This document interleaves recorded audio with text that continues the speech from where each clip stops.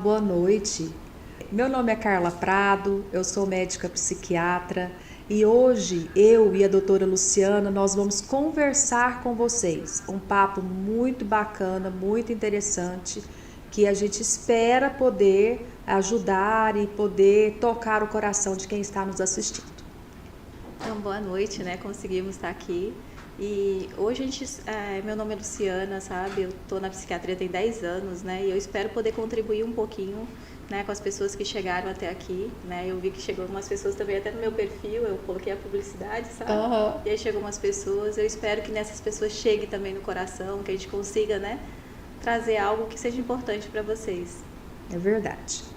Bom, então, qual que é o assunto que hoje nós iremos abordar? Nós, na verdade, nós queremos falar sobre vida, né? A nossa intenção, a nossa vontade é que as pessoas elas vejam a vida de uma maneira em que vale a pena e que o suicídio não seja uma opção, né? Eu estava conversando com a Luciana e eu falei para ela que estou lendo um livro de um psiquiatra chamado Neuri Botega.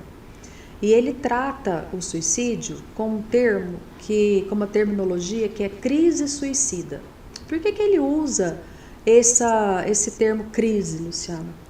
Porque o que significa crise, né? Se a gente for na terminologia, na origem da palavra, o termo crise ele vem de separar, de difícil de julgar, um termo que demonstra, que caracteriza uma dificuldade. E nós vivemos crises na vida, né? Nós vivemos crises que são vitais, que elas são inerentes ao nosso desenvolvimento mesmo, a crise da adolescência, a crise da menopausa, né? Então são crises que são vividas por nós. E as crises circunstanciais, que são em decorrência das situações, das circunstâncias, dos momentos que nós vivemos na vida. E no momento em que nós não conseguimos se adaptar a esse momento circunstancial, é que então a gente pode vir a entrar num colapso existencial e questionar a vida. Então vem a crise suicida, que é o desejo de não estar mais aqui. E é sobre isso que hoje a gente vai conversar com vocês, sobre o colapso existencial, sobre a crise suicida. E aí eu estava conversando com a Carla aqui sobre o quanto é importante ao longo da vida, né, na nossa trajetória, a gente começar a olhar para as coisas e começar a desvestir essas cascas desses personagens que a gente vai construindo para poder lidar com as dificuldades, né? Que é toda essa estrutura de ego que a gente vai criando, essa carapaça que a gente vai construindo.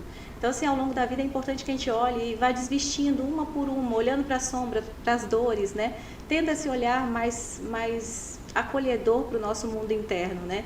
Não deixar ele jogado, porque a gente está vendo um mundo que incentiva, desde que a gente é criança, a olhar muito para o externo, sabe? Olhar para o externo, para aquelas vozes que ficam o tempo todo na nossa mente dizendo é certo isso, é errado isso, é certo isso, e a gente se sente muito obrigado a olhar para fora, e a gente acaba se treinando, né, dessa forma. E aí a gente se perde muito do nosso mundo interno, que ele existe, ele está ali. Né, ele vai ficando deixando ele de lado. A gente vai construindo aquele personagem todo, e se a gente não começar ao longo da vida a fazer esse caminho de volta para dentro da gente, a gente se perde. E quando vem uma crise, a rasteira acaba sendo grande demais e a gente tem muita dificuldade de lidar com aquele momento, né? Ele acaba sendo pesado. Eu estava até contando para a Carla sobre isso, né? Um contato que eu tive com uma paciente minha, que eu consegui fazer ela até olhar para uma pessoa, né, a sogra, né, de uma forma mais empática, né? Porque ela mesma se construiu. Ela voltou para mim falando assim, olha, doutora, eu vim porque agora eu sinto que eu tive um despertar, né? Que a minha vida ela consegue enxergar a vida agora com muita clareza. E foram 9 meses de uma depressão, sabe? Dela saindo desse processo. Então foi 9 meses, foi um renascimento. E aí ela estava assim, o ponto que ela me trouxe foi essa questão da dificuldade do encontro que ela teria com essa sogra dela. E aí a gente conseguiu olhar, de repente me veio assim, porque eu falei, olha, tanto que foi pesado para você lidar com a sua crise, você hoje consegue enxergar tudo, imagina a sua sogra com todas as críticas, a pessoa crítica que ela é, sabe, que olha sempre para fora. Imagina se de repente a cortina se abrisse e ela conseguisse se enxergar completamente. Com certeza ela morreria, né? Com certeza ela entraria nessa crise suicida, né? Que a gente fala. Então, assim, a gente não precisa esperar chegar esse momento, né? É importante que a gente comece a olhar para esse mundo interno o quanto antes, de forma urgente, né? A gente vê um mundo que está fazendo com que a gente olhe muito para fora e a gente precisa desse olhar interno, né? E isso que a Luciana fala, Jung fala assim, que nós nascemos originais e morremos cópias, né? E essas cópias, que são essas roupas que a gente vai vestindo ao longo do tempo, ela gera incômodo, gera dor, ela gera sofrimento, e tem um momento em que você não quer mais estar ali dentro daquela roupa, vestindo aquela modelagem, porque ela não te serve mais. E é isso, a dor, o sofrimento em que uma pessoa sente quando ela pensa em tirar a vida é imenso, né? Eu tenho uma experiência de uma carta que foi escrita por uma poetisa do século passado, que ela verbaliza e descreve muito bem a dor que uma pessoa sente no momento em que ela acha que a morte é a solução, né? Um cérebro que foi programado para viver, né? Nós nascemos programados para viver, e de repente aquele viver não tem mais, está nulo, não tem mais nenhum tipo de valor, né? E a morte é que impera naquela hora. E quando você trouxe, né, essa paciente porque essa paciente, eu acho que ela nunca mais ela vai falar em morte na vida dela. Acabou. Ela foi realmente, ela voltou para dentro dela. Ela encontrou a essência dela. E esse termo suicídio nunca mais vai passar na cabeça dela. Isso. Né? Essa é a importância dessa construção, do se conhecer, que é o lado que a gente fala, né, de não apenas tomar um remédio, mas a pessoa se dispor, já que aproveitar essa dor, né, esse caminho todo, essa trajetória, que é tão dolorosa, e tirar coisas positivas dali. Porque a gente, como ser humano, a gente é munido de sentimentos. Então, assim, por que não viver esses sentimentos? Por que a gente não tem tanto medo desse contato, se é a partir deles que a gente cresce? Né? E ela pôde construir tantas coisas lindas, né, a partir desse encontro com ela, que hoje ela consegue ver a vida com tanta clareza que eu não consigo vê-la mais se deprimindo.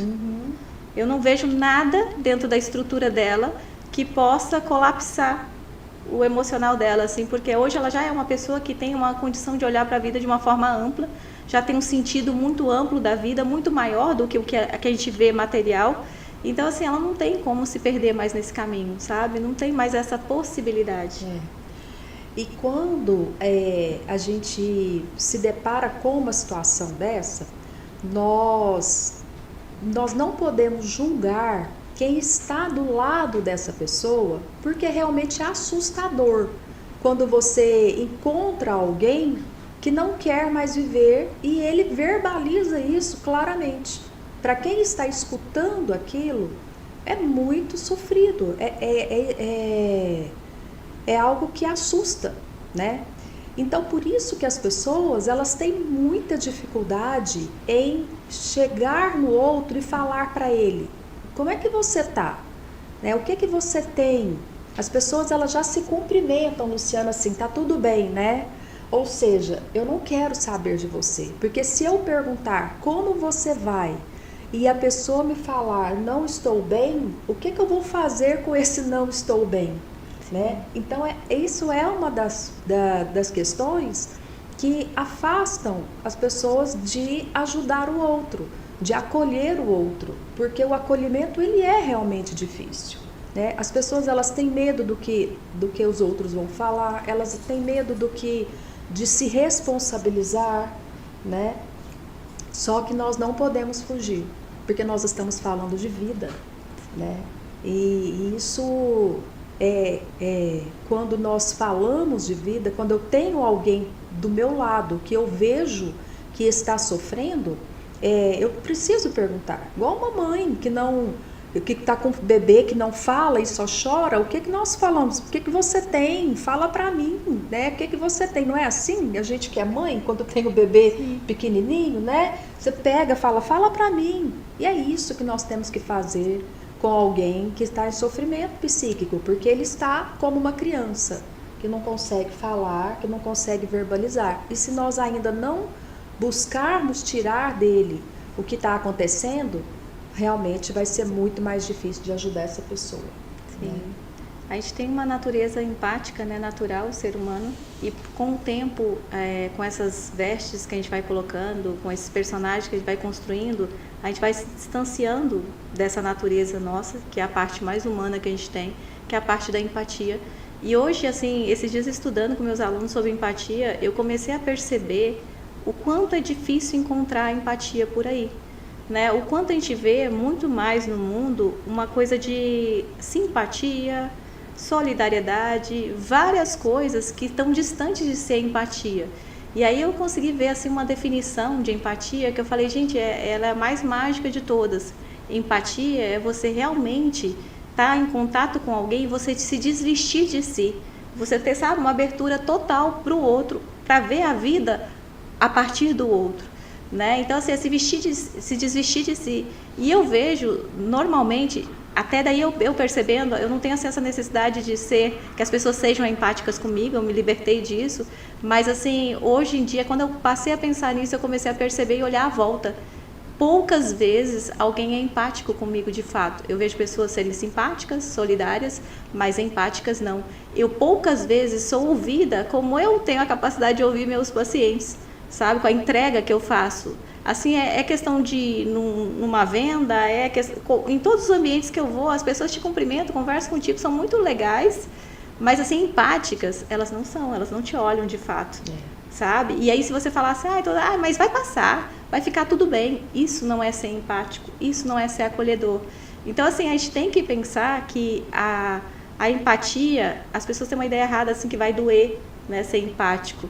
Mas quando você se desveste de si para ouvir o outro, você tem uma capacidade tão grande de amparo e ajuda, que é tão gigante, que ninguém sabe, conhece. que ultrapassa o que é a nossa condição de ser. Você consegue acessar o teu lado divino e você deixa que você seja um canal, digamos assim, sabe, de Deus, para poder amparar aquela pessoa. A Carla mesmo é testemunha disso. Nos atendimentos, quando a gente se doa, a gente consegue, o paciente entra às vezes com ideação suicida e sai sem, sabe? Então, assim, o que mais salva uma pessoa que está em crise com um pensamento de suicídio é o vínculo, sabe? A condição do vínculo. E esse vínculo se forma a partir da empatia. Então, a gente vê o paciente entrar com um rosto, uma fisionomia, a gente vê ele sair de outra forma. Então, assim, esse vínculo, essa empatia, todos têm a capacidade de oferecer para um outro ser humano. Porque até dentro de uma pessoa histérica, que possivelmente esteja fazendo um drama, ela tem um potencial de suicídio. Então, nós não podemos, sabe, desconsiderar ninguém que esteja mencionando ou verbalizando a capacidade a vontade de morrer.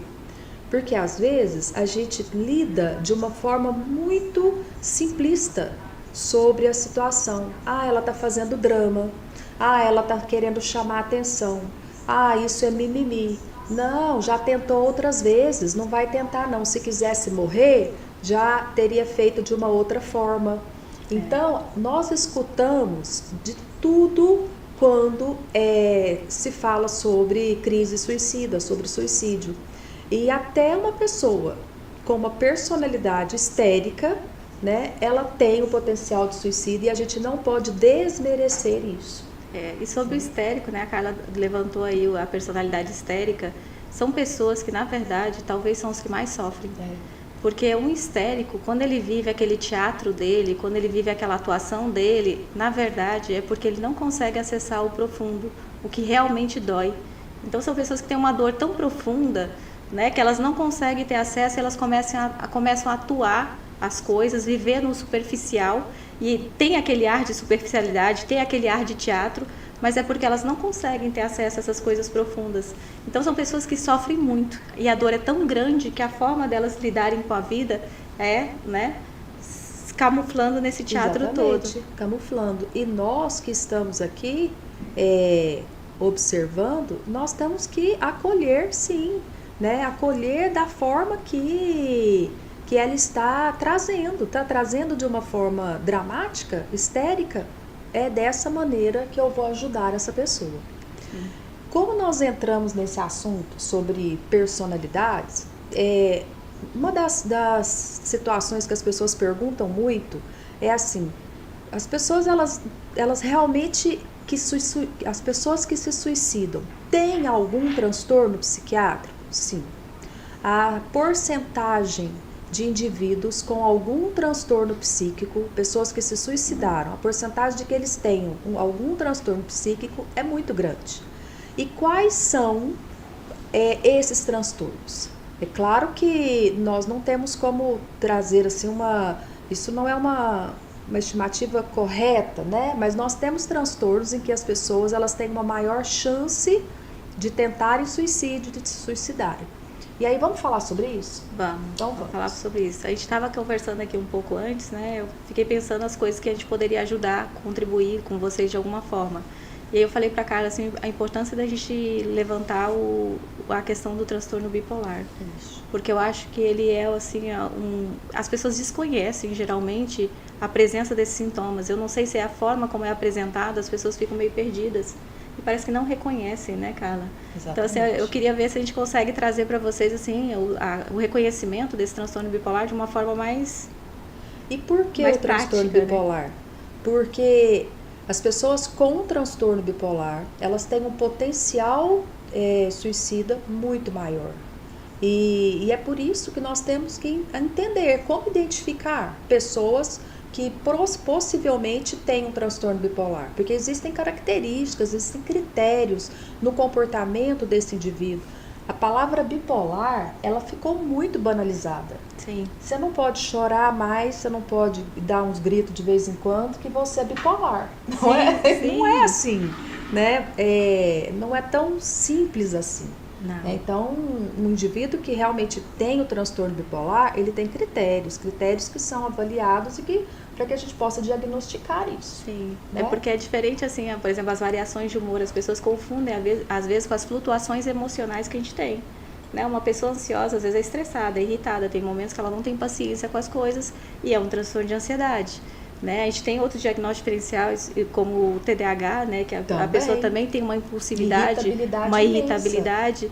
E a gente tem também o autismo, né? Que eu trago também na fase adulta, que a gente vê como diagnóstico diferencial também, porque tem as crises, né? Vem crises, e eu já vi muito autista com diagnóstico de transtorno bipolar, e que a gente vê que não era um transtorno bipolar. Então, assim, o transtorno bipolar, né? Tem a questão das variações de humor, e elas são bruscas, repentinas, sem motivo.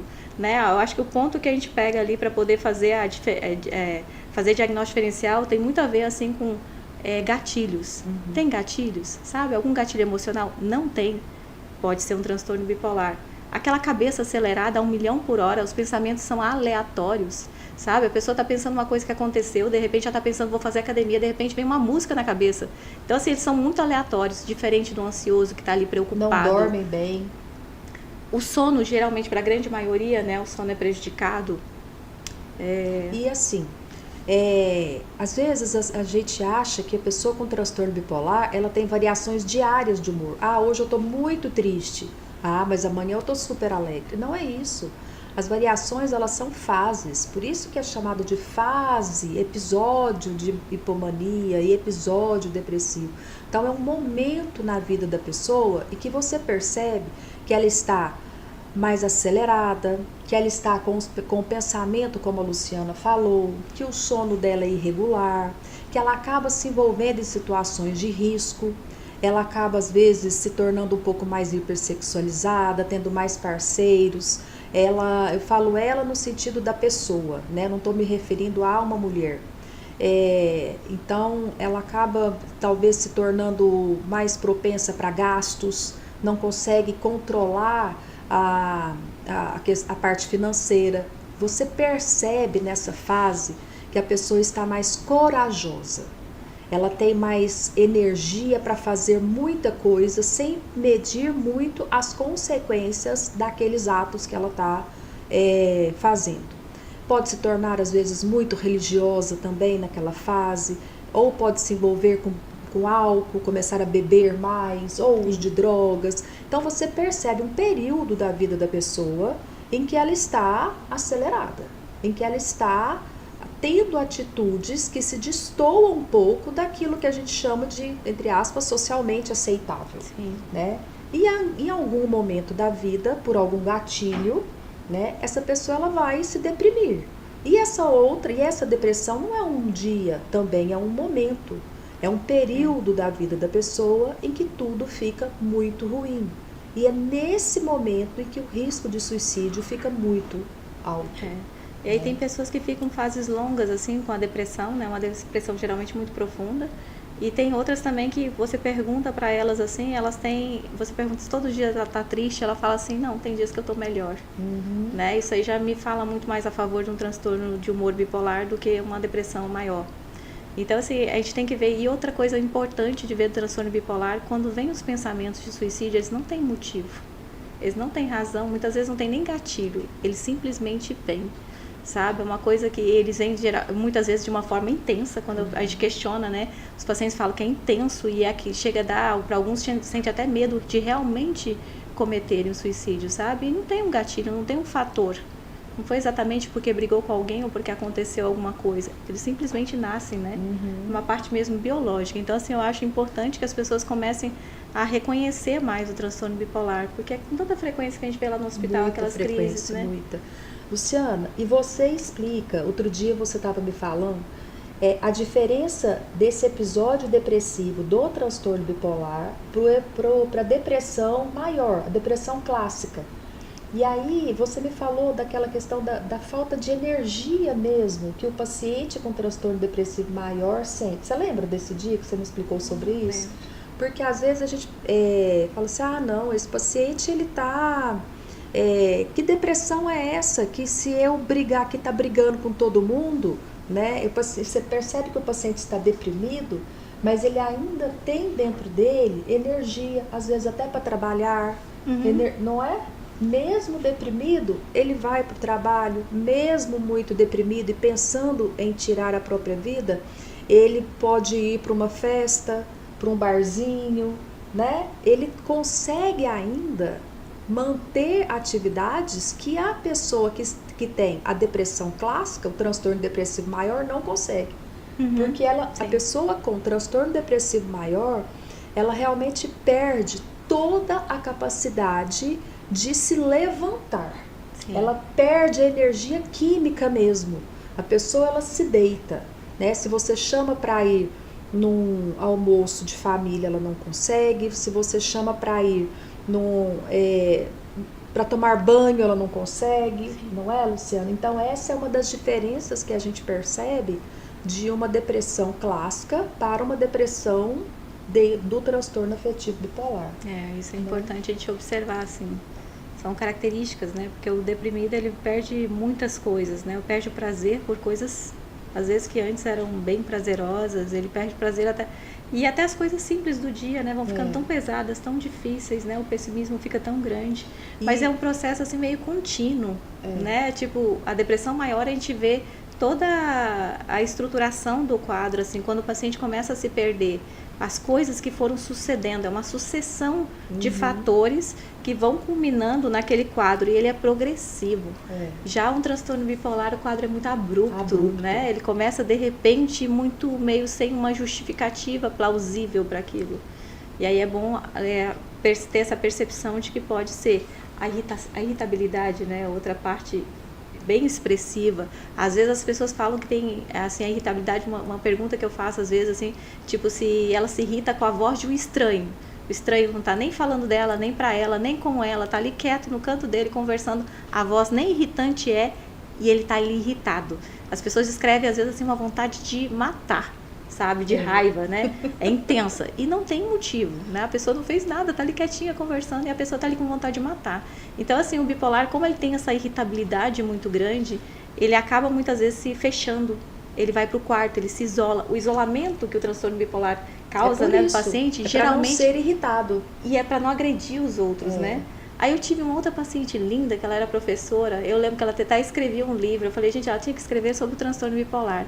Ela me trazia, assim, ela tinha muito vocabulário, e eu lembro que uma coisa que ela me descreveu daquela situação de... Porque o transtorno bipolar tem aquilo, né? Ah, eu vou no supermercado, e de repente chega lá, quer ir embora, né? E ela me descreveu de uma forma que nunca ninguém tinha me contado. Ela diz assim que a insegurança é tão grande de como que ela vai se sentir, sabe? Em relação a quando ela vai chegar lá, ela nunca sabe. Então, assim, isso faz com que às vezes ela até evite ir. Porque ela pensa assim, eu vou no supermercado, mas será que eu vou me sentir bem quando eu chegar lá? Né? Porque o humor varia tanto, oscila tanto, né? Que às vezes tem essas características. Então, assim, eu acho importante, né? Se tem alguém ouvindo que sofre e sente questões como essa, porque assim, aí vamos lá, né? O transtorno bipolar, as pessoas às vezes pensam só naquelas mudanças de humor bem agudas. A gente sabe que é todo um espectro, né? Tem aqueles quadros bem leves, que inclusive podem, de repente, com terapia, com outras, né, atividade física, com outras, né, outros cuidados, a pessoa consegue se reconhecer e consegue lidar com isso. E já tem aqueles quadros bem graves, né, que a gente chega a ter sintomas psicóticos e tudo isso. Então é todo um espectro, é muito amplo, por isso que às vezes é difícil, né, a pessoa fazer o diagnóstico, entender. Por isso que o acesso, né, você falar para alguém, olha, vamos buscar ajuda. Como que nós podemos ajudar você é fundamental, porque muitas pessoas sofrem e não sabem o que está acontecendo. E o julgamento é muito grande, né? Ah, é o jeito dele, não, larga ele para lá, né? Então imagine a cabeça de uma pessoa que sofre com transtorno bipolar. O pensamento de morrer, de sumir, ele é constante, ele está presente 24 horas na cabeça da pessoa e ele não entende o que está acontecendo com ele, né? O triste e o mais doloroso é isso, é a pessoa ver que não está nada bem, que tem alguma coisa errada com ela e ela não sabe o que é, ela não tem ideia do que está acontecendo. E aí é importante que alguém, sabe, que identifique isso, que tenha empatia, sabe? Fala, deixa eu te ajudar, vamos procurar ajuda, né? Para que tenha o acesso a alguém, a um psicólogo, a um psiquiatra, e essa pessoa consiga se tratar. Porque se ela chegar ao acesso, ela entender o que acontece com ela. Quantas pessoas você já tratou no seu consultório com uma quantidade mínima de medicamento? Sim. Porque ela entendeu e ela conseguiu desenvolver autocontrole, ela entendeu a importância da atividade física, ela entendeu a importância da terapia ocupacional, ela entendeu a importância de se fazer de desenvolver a espiritualidade dela, né? E ela então conseguiu conviver com aquele transtorno e nunca mais pensou em tirar a própria vida. Sim. Né? O impacto no transtorno bipolar no tratamento é incrível, né? Incrível. A pessoa tem uma outra vida, né? Um divisor de águas do tratamento. Então, assim, é importante que as pessoas possam, né? A gente consiga trazer alguma coisa no sentido das pessoas poderem reconhecer um pouco essas características, né? E procurar ajuda. Se tiver alguém, as pessoas que estiverem nos escutando, se quiserem fazer alguma pergunta, a gente daqui a pouco vai dar uma olhadinha no chat e aí a gente está respondendo. Luciana, vamos falar dos fatores de risco, né? Que esses eu acho que são importantes para que as pessoas possam também identificar, né? Quem está em situações de risco, né? Sim. Então, um dos fatores que a gente sabe o homem, ele se suicida mais do que a mulher. A mulher, ela tenta mais suicídio, mas o homem, pelo aparato físico, e também porque a mulher busca mais atendimento do que o homem, né? O homem, ele acaba se suicidando mais. Então, o sexo masculino é caracterizado, está dentro da relação dos fatores de risco. Outra Outro fator é a idade entre 19 até os 50 anos de idade. É uma faixa etária em que o risco de suicídio ele é maior. Outro fator de risco é tentativas prévias, quando o indivíduo ele já tentou suicídio em outras épocas da vida. Então, apesar de que muitas pessoas dizem, não vai suicidar, não, vai sim, o risco de suicídio dele, de ter novas tentativas, é muito maior. Outro fator de risco é o fato se aquele indivíduo ele apresenta algum transtorno psiquiátrico. Ele também aumenta muito o risco de tentativa de suicídio, né? A gente precisa muito trazer essa parte de falar agora, né, também sobre o suicídio, assim, sobre essa vontade. A gente tem que estimular as pessoas a passarem a quebrar esse tabu de falar, porque a maioria das pessoas, quando elas começam a entrar nesse processo, elas vivem muito ele internamente. E aí, como é um tabu tão grande, a pessoa fica com medo, ou com vergonha, ou constrangido de comunicar, né? E isso acontece, às vezes, com uma criança, né, que a gente tem, inclusive, é uma tristeza, mas a gente tem crianças hoje em dia com acesso à internet, então se facilitou, quando as crianças vivem suas dores, muitas vezes elas se fecham, né, e também tem esse risco, a gente sabe. Os adolescentes, né, então assim, os pais estão ali achando que as crianças estão protegidas com o seu celular e elas estão no mundo todo, né, nas mãos ali, olhando tantas coisas, e esse mundo de comparações, que eu acho que é uma das coisas que mais gera sofrimento no ser humano, é a comparação, né? E eles são muito suscetíveis a isso porque eles ainda não se conhecem, né? Então assim, a gente tem que cuidar muito assim de dar espaço para essa fala, né? De trazer isso para a roda, né? As pessoas se libertarem um pouco dessa dificuldade de falar sobre assuntos mais profundos, né? A gente sair um pouco da superficialidade e permitir isso, né? A expressão das emoções e trabalhar isso também com os nossos filhos, né? Para que eles possam ter esse espaço. E como que a gente avalia o risco suicida, né? Porque nós podemos classificar esse risco em leve, moderado, grave. Então, quando eu converso com alguém e eu pergunto para ele, né, se passa pela cabeça dele tirar a própria vida, porque não é errado você perguntar, você não vai estimular esse indivíduo a cometer o suicídio, você, pelo contrário, você vai ter a oportunidade de ajudar essa pessoa.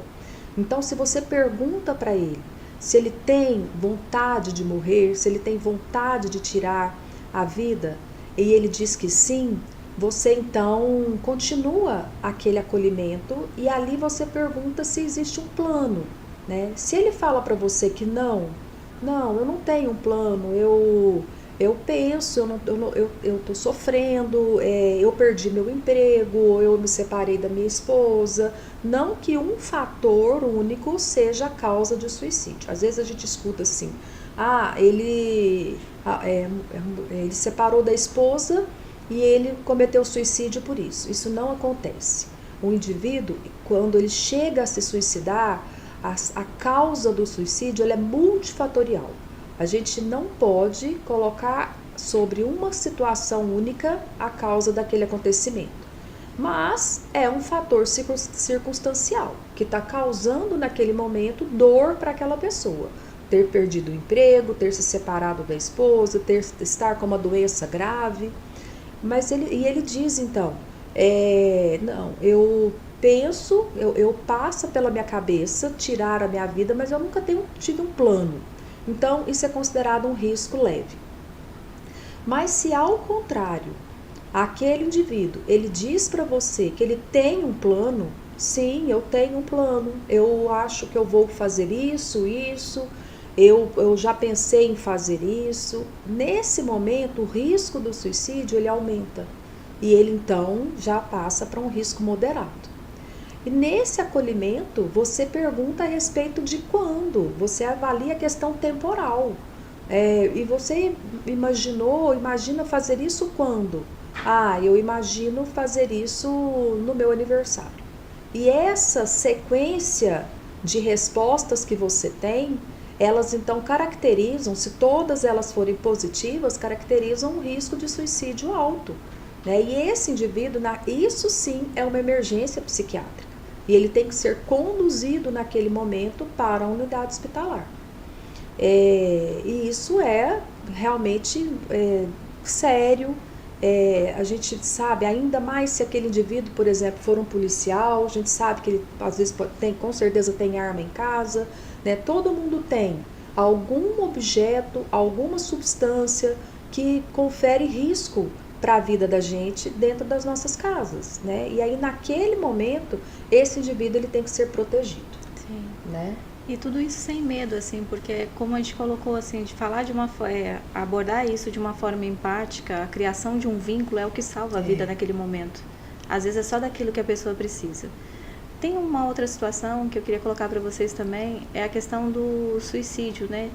E eu já acompanhei isso na prática, a gente vê por um momento, por isso que a gente tem que, é um pensamento que quando ele vem, né, nós, assim, não sendo uma condição do transtorno bipolar, que é uma exceção, porque ele vem independente de fatores externos, a gente tem que olhar assim que quando ele vem, né, quando a gente passa por uma situação difícil e ele vem esse pensamento, essa vontade de desistir, a gente tem que começar a entrar para dentro e tentar resolver esses conflitos e aprender algo com aquilo.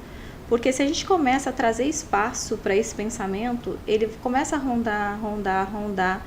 E eu, assim, isso aí é uma coisa minha, sabe? O suicídio, no final das contas, de tudo que eu estudei, ele é uma construção, sabe? Então, assim, a pessoa vai construindo aquela ideia. E por um período, é interessante, assim, que aquela construção, ela é ego-distônica, que a gente fala. Tipo, a pessoa pensa no suicídio, mas ela se assusta com aquilo. E ela pensa e se assusta, né? Então, assim, é um pensamento que assusta. Mas é triste quando você vê que aquele pensamento, que é aquelas coisas que a gente não entende, quando aquela pessoa parecia que estava bem e de repente, né, aconteceu. Chega a um ponto que aquele pensamento se torna egocintônico. Então, assim, a pessoa, de repente, ela realmente esfria e começa a ver naquilo uma saída fria. E aí você vê um dia antes, a pessoa estava super alegre, numa situação bem, e as pessoas ficam meio sem entender como aquilo aconteceu. Então quer dizer que essa pessoa pensou por muitas vezes, em muitos momentos, em muitas crises, nessa possibilidade. E aí chega um momento que ela, né, aquela possibilidade se torna grande.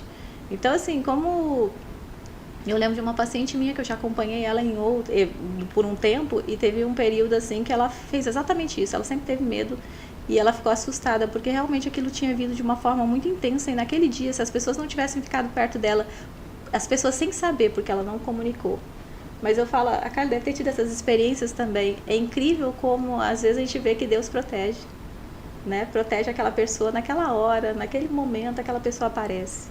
Né? E tá ali perto e impede. Assim, eu já vi umas histórias assim, lindas nesse sentido, né? Eu lembro uma paciente minha que ela já estava programada, ela já tinha planejado, ela já tinha horário, ela estava sozinha em casa e do nada uma amiga apareceu. Amiga não, colega, ela falou assim, sabe? Chegou lá e ficou conversando e falando da vida dela, e parece que o que ela falava tinha integração com as coisas que ela estava vivendo. Apesar dela não ter dito nada para a amiga, aquela colega lá salvou a vida dela sem saber. Né?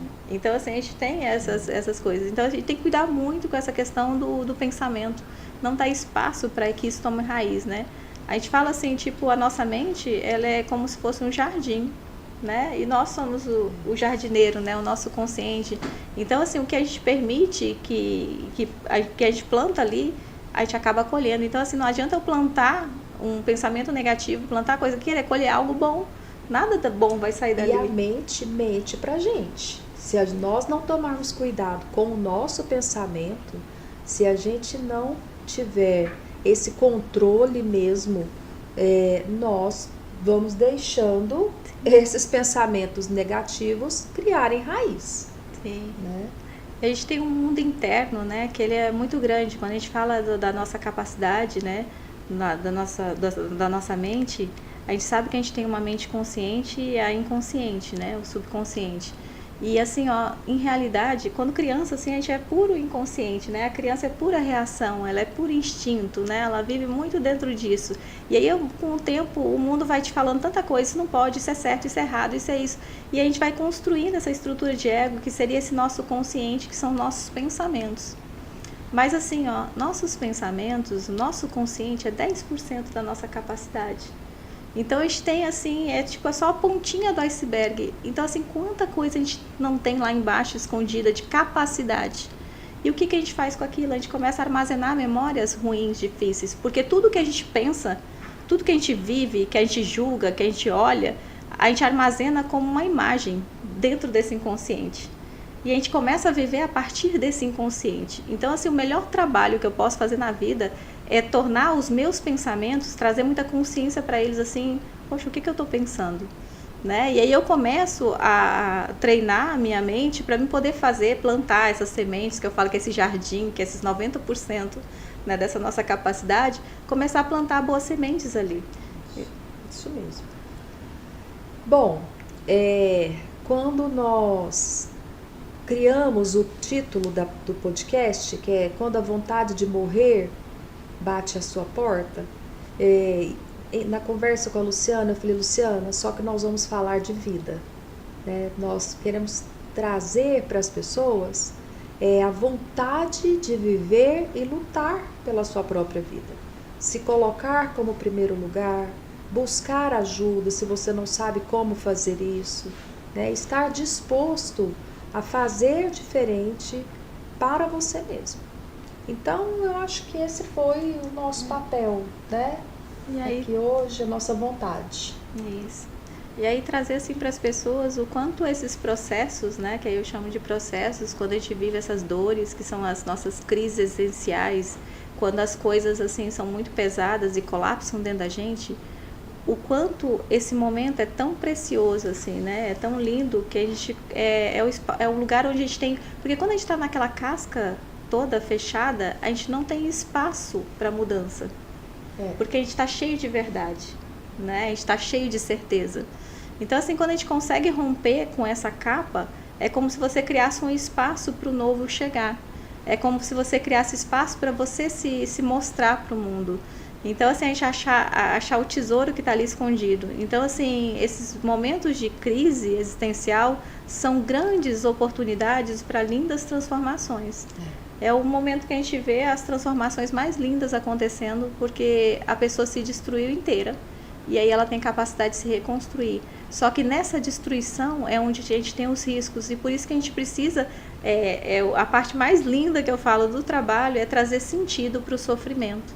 Sabe? Quando você consegue mostrar para a pessoa que sim, a depressão não foi um castigo, ela foi uma bênção, porque ela trouxe algo novo, uma transformação para a vida. Né? Então, assim, são processos lindos de serem vividos, acompanhar, né? E ver o paciente assim, tendo uma nova vida. É isso. Podemos terminar? Acho que não tem. Acho que não, né? Olha, eu só tenho alegria e carinho por você. Você sabe que você foi Deus que colocou, né, na minha vida. Muito obrigado, viu? Eu agradeço muito por cara. você ter vindo. Eu aprendo todos os dias com você, Luciana. Viu? E pra mim, assim, é uma alegria mesmo, Não, sabe? Poder compartilhar com você esses momentos. Muito obrigada, viu? Obrigada. Agradeço quem esteve aqui com a gente. E nós vamos marcar outros, não vamos? Vamos sim. A gente vai ficar mais à vontade. Tchau, tchau. Tchau.